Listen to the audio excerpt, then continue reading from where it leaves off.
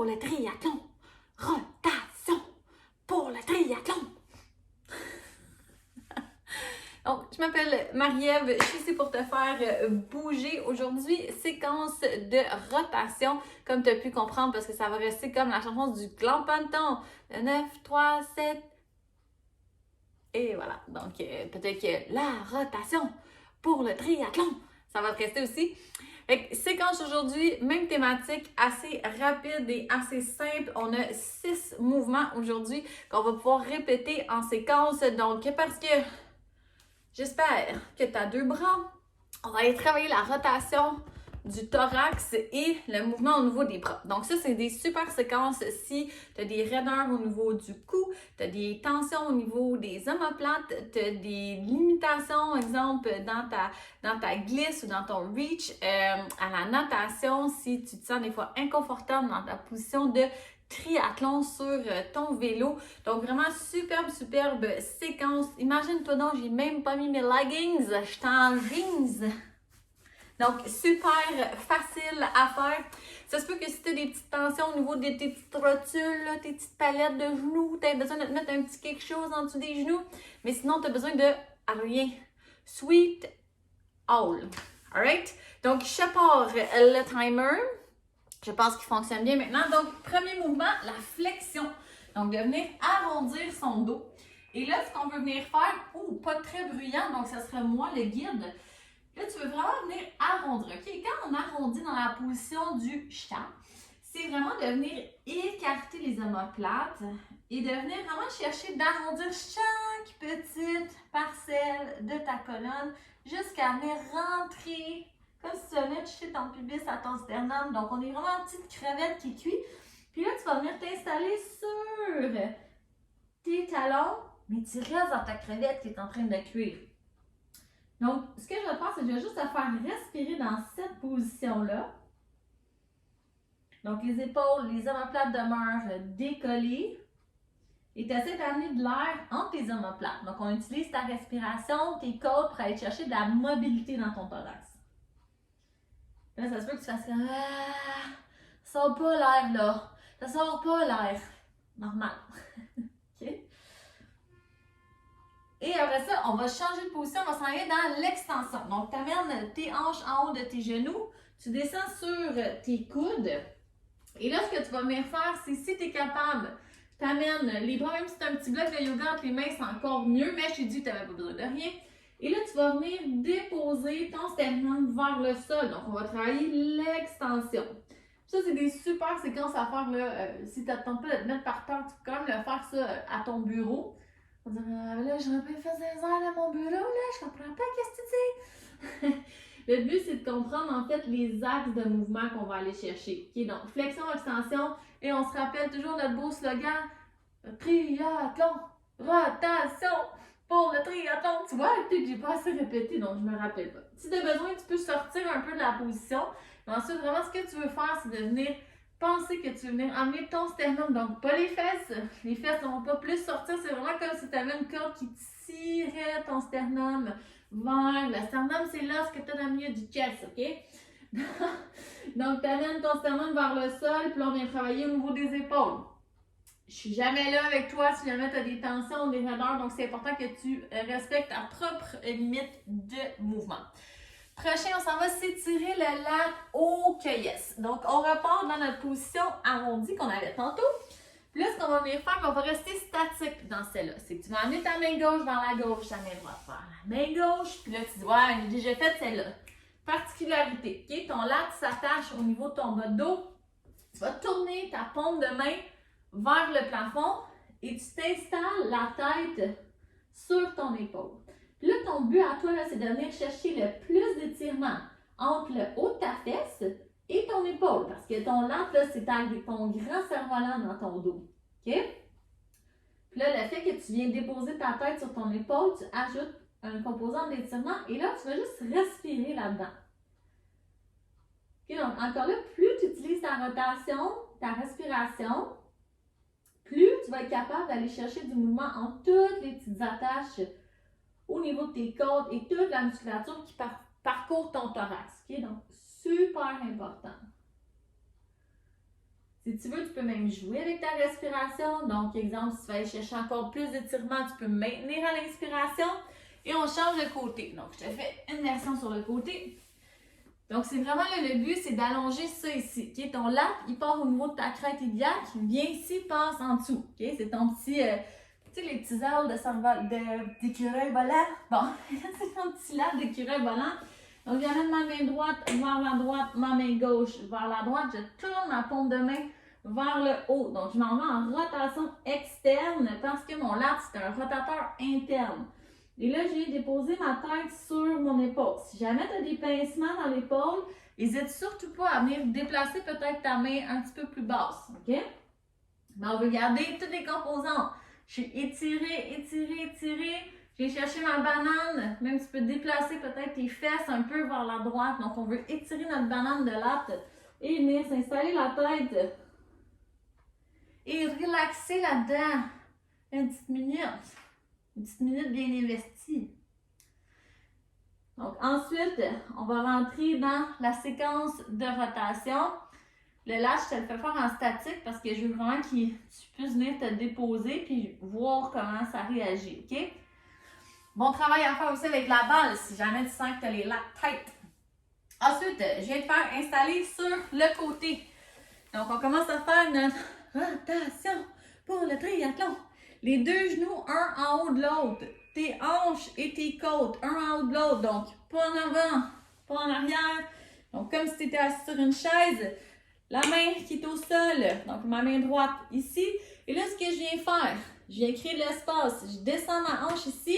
Puis, je fais comme un soleil ou un arc-en-ciel. Donc, j'étire, j'étire, j'étire, j'étire. On revient dans l'étirement du lat. Et là, les genoux ne bougent pas. OK, donc, pas de séparation au niveau des genoux. Tes genoux restent ici. Puis là, on vient chercher encore l'étirement ici. Et on vient commencer à travailler dans la rotation. Donc, l'important, c'est que tu veux que ça soit encore là. Ton mouvement de rotation s'initie par ton sternum ici. Donc, c'est pas par le bas de dos. C'est vraiment, je suis ici comme si tu imaginais que tu avais une main qui venait te pousser pour venir tourner tes côtes. Donc, vraiment, le mouvement s'initie par les côtes, par l'épaule. Si jamais tu sens que c'est trop de tension, tu as des engourdissements, picotements qui descendent dans ton bras, tu peux faire la même chose avec le bras plié. Puis on va changer de côté. Ça passe vite quand même. No kidding, hein? Je t'ai fait ça easy peasy breezy beautiful, hein? On reprend notre pose beautiful. Donc les deux genoux stackés un en haut de l'autre, les hanches stackées en haut des épaules, même chose ici. Puis ce que je vais venir faire, c'est que je vais venir ouvrir. Donc, je crée de l'espace au niveau de ma hanche. Je ne veux pas que ça soit fermé ici. Donc, je descends ma fesse qui est sur le côté, en haut. Puis, rotation grand soleil. J'initie ça à partir de mon sternum. Encore là, je ne veux pas voir les genoux qui se décollent. Et tu peux prendre le temps de respirer dans la position. Okay, donc, encore là, c'est du moment où tu comprends la position qu'on va venir travailler. Qu'est-ce que je cherche à faire? Donc, c'est quand même un mouvement que tu peux faire ailleurs que dans cette position-ci. Donc, si tu regardes puis tu me mets sur une chaise, puis je pourrais très bien être assis sur une chaise et faire le même mouvement ou un mouvement très similaire. OK? Donc, le but, c'est que tu comprennes que ta rotation vient de ton thorax et non du bas de ton dos. OK? Il n'y a pas de rotation dans le bas du dos, juste dans le haut. OK, donc cet exercice-là, quand tu le refais, tu peux le faire en statique comme on a fait en respirant ou en dynamique, donc de ressortir et de revenir. On retourne à genoux, au palais, sors tes petites palettes, ton petit coussin si tu en as besoin. Je vais venir mettre, encore là, je me mets en position de rotation. Ça ressemble quand même un peu à votre position de, pas ce fitting de tri, sinon clairement, allez vous faire un autre fitting. Je vais venir mettre ma main gauche derrière ma tête et je pivote encore là à travers ma tête et mon sternum pour venir ouvrir sur le côté. OK? Et je reviens. Donc, coude au sol ou même coude à coude. Je peux aller chercher coude à coude. Et je viens ouvrir. Mon coude va venir leader le way de la rotation. Mais je veux vraiment m'assurer que mon axe demeure. Donc, si je prends mon sternum et ma colonne, ça demeure centré. Donc, je ne suis pas en train de dévier ni mes hanches ni mes fesses. C'est vraiment comme si vous imaginez que vous êtes une petite pine, vous avez une petite pine de barbecue qui est votre colonne, puis vous voulez tourner alentour de ça. Donc, il ne devrait pas y avoir tant de mouvement que ça. puis je reviens. Donc, vous le faites au rythme qui vous convient. C'est aussi une bonne façon d'aller chercher votre mobilité au niveau du pectoral. Donc, si jamais c'est difficile d'aller chercher votre glisse, ça peut être un mouvement qui est excellent à venir pratiquer. On va aller faire la même chose de l'autre côté. Donc, je me redépose coude au sol et je peux observer si j'ai une différence au niveau de ma raideur. Et je vais venir ouvrir le coude et tourner les épaules, le sternum vers le plafond. Et je peux revenir. Variante intéressante, tu peux avoir aussi la tête qui va venir suivre. Donc, si tu as tendance à avoir des tensions dans le haut du cou, tu peux aller faire ouvre le coude et je vais venir chercher rotation de la tête. Donc, ma tête et mon thorax viennent tourner vers la droite et je vais revenir. Donc, excellent pour aller travailler les fins de mouvement et aussi notre respiration. Hein? Et je reviens. Donc, tout doucement, on force rien. On va vraiment juste travailler dans nos raideurs, dans nos tensions. On se rappelle encore l'axe de mouvement, donc je ne veux pas dévier. Et je continue de faire ma rotation. Si j'ai envie de demeurer plus statique dans le mouvement, il n'y a vraiment pas de souci à cet effet-là.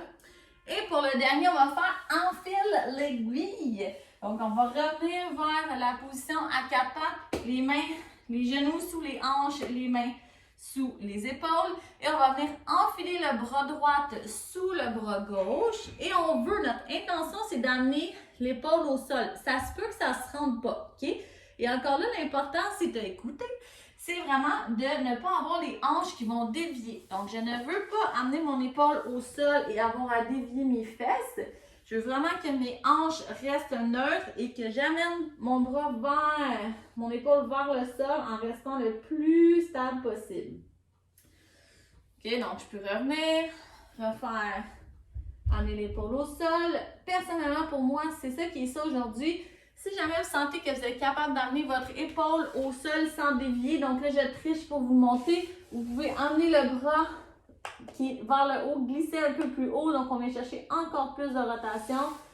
Puis vous revenez, donc encore là, vous pouvez le faire statique ou dynamique. Donc je peux juste venir sentir mon étirement, prendre une inspiration parce que je veux la rotation pour le triathlon, la rotation pour le triathlon. Et on va faire la même chose de l'autre côté. Donc à ce moment-là, je vais prendre ma main gauche, je vais venir l'enfiler sous mon bras droit. Je porte attention, donc est-ce que aussi j'ai envie de me dévier vers l'avant ou vers l'arrière quand j'amène mon épaule au sol ou je reste papier square. Et je m'en vais vers le sol, donc ça se peut qu'il y ait un côté qui est plus facile que l'autre pour vous. Et encore là, ça peut être intéressant de venir jouer avec votre position de main. Donc, paume vers le ciel, paume vers le bas, rotation externe, rotation interne. Il faut aller chercher des tensions différentes dans les épaules.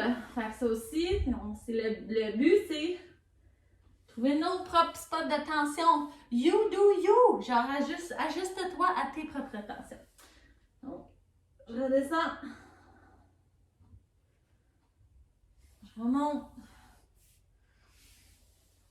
Je redescends. Je remonte. Et on a fait le tour.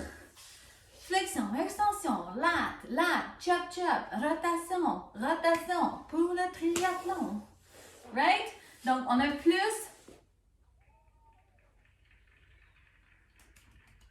Donc, plus de dissociation du mouvement du thorax. Donc, autant à la course à pied, c'est important d'avoir une dissociation de ton thorax par rapport à tes hanches. C'est important quand tu es à la nage d'être capable de dissocier ton mouvement de rotation et de glisse. Donc, on pratique la rotation, la flexion arrondie et l'extension pour nous sortir de ça. OK? Good. Donc, let's go, go. Séquence. J'ai hâte de vous entendre là-dessus. Bonne mobilité.